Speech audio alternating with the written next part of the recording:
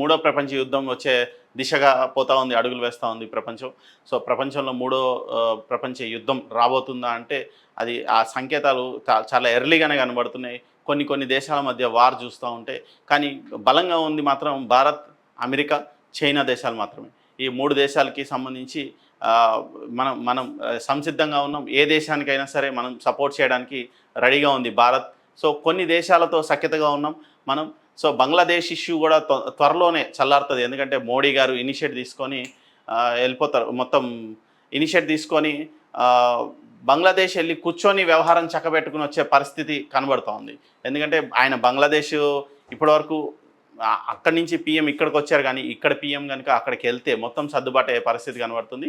అంత అవసరం లేకుండానే ఇక్కడ ఇండియన్ ఆర్మీని పంపించో లేదంటే దౌత్యవేత్తలను పంపించో అక్కడ సెటరైట్ చేస్తారు సిచ్యువేషన్ని అని అనుకుంటున్నాం.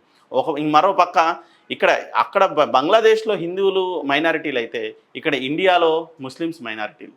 సో ముస్లిమ్స్ మైనారిటీలు అయినా కూడా ఇక్కడ పరిస్థితి, ఇక్కడ వాతావరణం, ఇక్కడ ఉన్న ప్రభుత్వాలు, ఇక్కడున్న మనుషుల ఆలోచనలు ఎలా ఉన్నాయంటే ఇక్కడ మైనారిటీలకి హిందువులు అంటే మెజారిటీ పీపుల్ ఎవరైతే ఉన్నారో వాళ్ళు ఇచ్చిపుచ్చుకునే సంస్కృతి ఉంది. ఇద్దరు రెస్పెక్ట్ గివ్ అండ్ టేక్ పాలసీలో ఉంటారు. సో మైనారిటీలు మెజారిటీ అనే ఎవరికి ఆలోచన ఉండదు.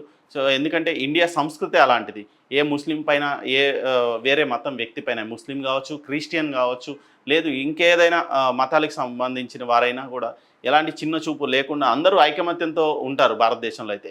కానీ బంగ్లాదేశ్ లాంటి దేశాలలో అక్కడ ఇస్లామిక్ టెర్రరిస్టులు ఏదైతే ఉన్నారో వాళ్ళకి ఫండింగ్ అంటే వాళ్ళు బాంబులకి లేదంటే కత్తులకి గన్నులకి డబ్బులు సప్లై చేస్తున్నారు తప్ప భోజనానికి అంటే తిండికి లేదంటే గుడ్డకి బట్టకి లేదంటే వేరే వాటికి ఏటికి వాళ్ళు చదువుకు కానీ వాళ్ళు స్పెండ్ చేయట్లేదు. సో మన దగ్గరకి వచ్చి మన దగ్గర చదువు నేర్చుకుంటున్నారు బంగ్లాదేశ్ వాళ్ళు కావచ్చు, పాకిస్తాన్ వాళ్ళు కావచ్చు, వేరే దేశాలు పేద దేశాలన్నీ ఇండియాకు వచ్చి చదువుకుని వాళ్ళ దేశాలకు వెళ్తున్నాయి. ఆ చదువు వల్ల కూడా వాళ్ళ జ్ఞానం పెరుగుతుంది అని చెప్పి ఇండియా ఆలోచిస్తోంది. సో వేరే దేశాల నుంచి మనం వేరే దేశాలకి ఉప్పు, పప్పు, ధాన్యంతో పాటు గోధుమలు అన్నీ సప్లై చేస్తున్నాం ఫ్రీగా.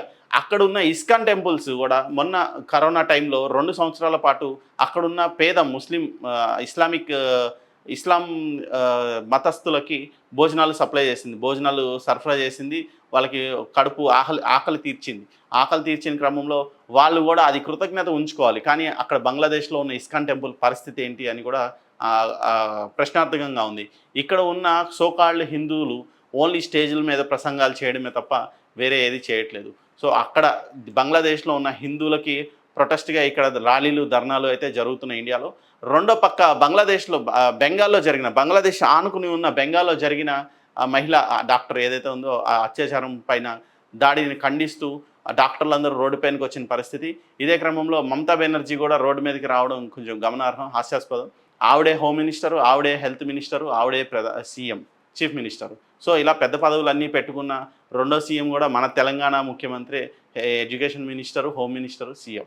సో ఆవిడ ఆలోచన విధానం ఎలా ఉందో తెలియదు. కానీ ఆవిడ ప్రభుత్వంలో జరిగిన గందరగోళం గురించి, ప్రభుత్వంలో జరిగిన ఒక రేప్ అండ్ మర్డర్ గురించి ఆవిడే రోడ్డెక్కి ప్రశ్నిస్తే మరి ఎటుపోవాలి బెంగాల్లో ఉన్న ప్రజలు, వెస్ట్ బెంగాల్ ప్రజలు ఎటుపోవాలి? ఒక సీఎంఏ వచ్చి రోడ్డు మీద న్యాయం జరగట్లేదు అని రోడ్డు ఎక్కిందంటే అది ఎంత హాస్యాస్పదం, ఎంత కామెడీ. అంటే ఎవరిని నిందించాలని ఆవిడ రోడ్డు ఎక్కింది?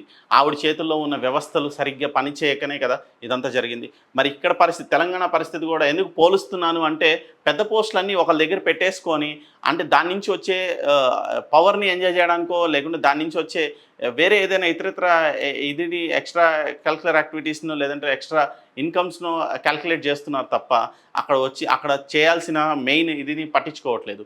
3 కమిషనరేట్లో కమిషనర్లు స్ట్రిక్ట్గా ఉన్నారు, సీరియస్గా ఉన్నారు. డీజీపీ కూడా ఫ్రెండ్లీగా ఉన్నారు. స్టేట్ మొత్తం ప్రశాంతంగా ఉంది కాబట్టి ఐఏఎస్లు నడిపిస్తున్న తెలంగాణ కింద కనబడుతుంది తప్ప ఎక్కడ ఒక రివ్యూ మీటింగ్ పెట్టట్లేదు. హోంశాఖకు సంబంధించి ఎక్కడ, విద్యాశాఖకు సంబంధించి ఒక్క రివ్యూ మీటింగ్ పెట్టట్లేదు సీఎం. ఓన్లీ సీఎం అనే హోదాలోనే అన్ని రివ్యూ మీటింగ్స్ జరుగుతున్నాయి. ఏ శాఖకి సంబంధించిన రివ్యూ మీటింగ్ కూడా దాదాపు జరగనట్టే కనిపిస్తోంది.